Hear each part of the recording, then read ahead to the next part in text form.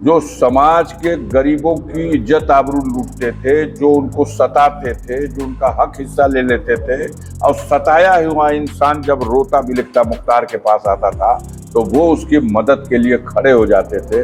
तो समाज के अराजक तत्व उनसे भयभीत होते थे, वो उनको माफिया कहते थे। और समाज का गरीब वर्ग जो उनके संरक्षण में जिसका मान सम्मान मर्यादा इज्जत आबरू बच जाती थी, वो उसको मसीहा कहते थे। और आपका दामाद भी मंडी में है, बेटी की शादी किया है, आपने उसको 5 करोड़ का फ्लैट दिया है। ये है उस फ्लैट की तस्वीर, ये है उस फ्लैट का कागज। इसके बाद जो चाहते हैं हम लिखवा लेते हैं। एक पुलिस का अधिकारी बता गया। अब इसमें कितनी सच्चाई है धरातल पे देखिए। मोदी यहाँ हैं, अफजाल यहाँ हैं। इसका असर आप बता रहे हो कि बिहार होता हुआ बंगाल तक चला गया, तो हिया कहाँ उड़ गया। अब जब आपके छोटे भाई मुख्तार अंसारी नहीं रहे इस दुनिया में, तमाम आपने जो है कि पक्ष रखे अपने कि भाई किस तरीके से एक कॉन्स्पिरेसी थ्योरी भी आई और तमाम उसमें जुडिशियल इंक्वायरी की मांग उठी।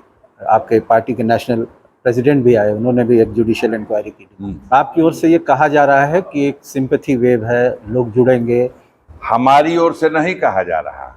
जो लोग माफिया डिक्लेयर किए हुए हैं उन लोगों के लिए उसका, उनकी सरकार को, उनको एक उपलब्धि जो मान रहे हैं, उन लोगों को उसका पुरस्कार मिलने जा रहा है।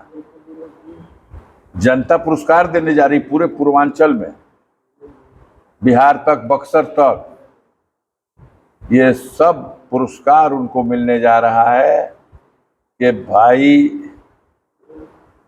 आप लोगों ने जो काम किया है वो बड़ा सराहनीय है। एक इतने खराब समाज विरोधी व्यक्ति को उसको मिटा दिया आपने, उसका पुरस्कार मिलेगा। आप बताइए कि सहानुभूति माफिया के प्रति होती है? समाज कैसे माफिया के प्रति सहानुभूति रखेगा?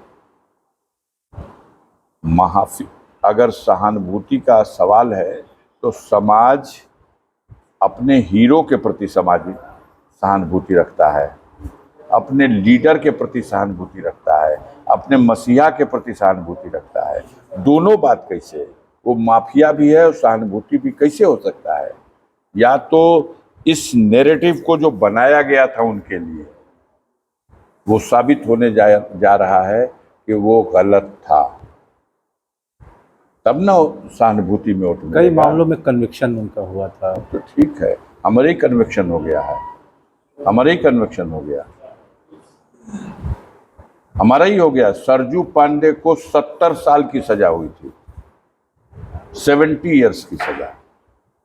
तब समाज के उन दबंग लोगों को, जो समाज के गरीबों की इज्जत आबरू लूटते थे, जो उनको सताते थे, जो उनका हक हिस्सा ले लेते थे, और सताया हुआ इंसान जब रोता बिलखता मुख्तार के पास आता था तो वो उसकी मदद के लिए खड़े हो जाते थे। तो समाज के अराजक तत्व उनसे भयभीत होते थे, वो उनको माफिया कहते थे।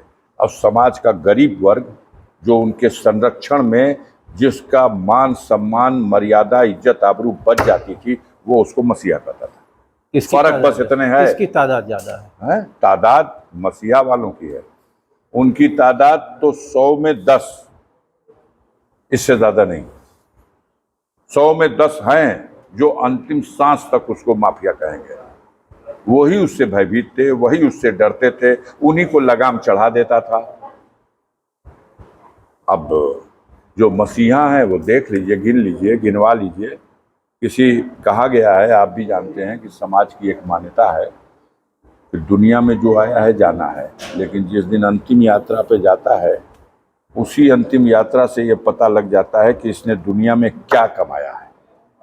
और वो भी जब सारे प्रतिबंध लगा दिए गए हों, चप्पे चप्पे नक्के नक्के पे फोर्स जाने नहीं देंगे, और उसके बावजूद अगर हुजूम जाता है तो वो कोई रैली तो थी नहीं, भाड़े पे बुलाए गए लोग थे नहीं, वो जुनून, वो उसके प्रति समर्पण, इतनी बड़ी तादाद में इकट्ठा होकर के अपने हीरो की एक आखिरी विदाई, वो दृश्य अगर आप अपनी कैमरे से नहीं देख सके तो बहुत से कैमरे वाले पहुंच गए थे, देखे, दिखाइए, देखिए।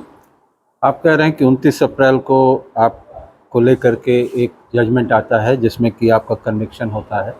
उस जजमेंट को पढ़ते समय इस बात का भी जिक्र आया था, मुंशी प्रेमचंद की एक कहानी। लिखा नहीं गया, ये जजमेंट में लिखा नहीं गया, मौखिक कहा, मौखिक कहा गया। तो इस पर आप कुछ कहना चाहेंगे? क्या कहना चाहेंगे? आप बड़े थे घर में, तो आपकी क्या इस पर? मुझे मालूम है उनसे जबरदस्ती फैसला लिखवाया गया था, विवश किया गया था। मुझे पुलिस का ही अधिकारी बताया, विवश करके पुलिस के ही लोगों ने ये रहस्य बताया कि हम लोग अब न सिर्फ किसी समाज विरोधी तत्व का डोजियर बनाते हैं, बल्कि इस कुर्सियों पर बैठे हुए लोगों का भी, कब इनकी नियुक्ति हुई, कई साल ये एज ए मजिस्ट्रेट रहे मऊ में, इनकी 64,000 रुपये महीने से 36 महीने की पोस्टिंग में कितना रुपया इनका तनख्वाह हुआ जोड़ देते हैं। उसके बाद आजमगढ़ गए, कई साल वहाँ रहे, 2 साल, 1 साल मजिस्ट्रेट रहे, उसके बाद प्रमोशन हो गया तो उसकी तनख्वाह इतनी है, इसकी तनख्वाह इतनी, 24 महीने की इतना हो गया। कितने साल से गाजीपुर में है, इतने साल से यहाँ किस पद पे हैं, इस पद पे है, इसकी कितना तनख्वाह है, इतना हुआ है, तो सब जोड़ दिया तो कितना हुआ, 77 लाख रुपया। और आपका दामाद भी मंडी में है, बेटी की शादी किया है, आपने उसको 5 करोड़ का फ्लैट दिया है। ये है उस फ्लैट की तस्वीर, ये है उस फ्लैट का कागज। इसके बाद जो चाहते हैं हम लिखवा देते हैं। एक पुलिस का अधिकारी बता गया। अब इसमें कितनी सच्चाई है धरातल पे देखिए। अंतिम सवाल, आपने कई बार ये कहा है अपने पुराने इंटरव्यू में कि आप सिर्फ अकलियतों की राजनीति नहीं करते हैं, आपको अकलियत और अक्सरियत, माइनॉरिटी और मेजॉरिटी कम्युनिटी जो है, दोनों का समर्थन मिलता है। तो 90% मेजॉरिटी के लोगों का समर्थन है, 90%। अच्छा, तो ये वोट में कन्वर्ट होकर के क्या दिख रहा है आपको? देख लीजिए, मोदी यहाँ हैं, अफजाल यहाँ हैं। इसका असर आप बता रहे हो कि बिहार होता हुआ बंगाल तक चला गया, तो हियाँ कहाँ उड़ गया? पूरे पूर्वांचल पर आप चंदौली का रिजल्ट देख लेना, बक्सर का रिजल्ट देख लेना, बलिया का देख लेना, लालगंज का देख लेना, आजमगढ़ का देख लेना, जौनपुर का देख लेना, भदोही का देख लीजिएगा, गाजीपुर का देख लीजिएगा। अगर कुछ आपको दिखाई दे कि इस लहर का उड़ गया तो सोचिएगा। बातचीत के लिए बहुत बहुत शुक्रिया। धन्यवाद। तो ये थे अफजाल अंसारी हमारे साथ, जिनसे हमने 2024 के चुनाव को लेकर के बातचीत की। अमितेश कुमार सिंह आओ प्रधान जी।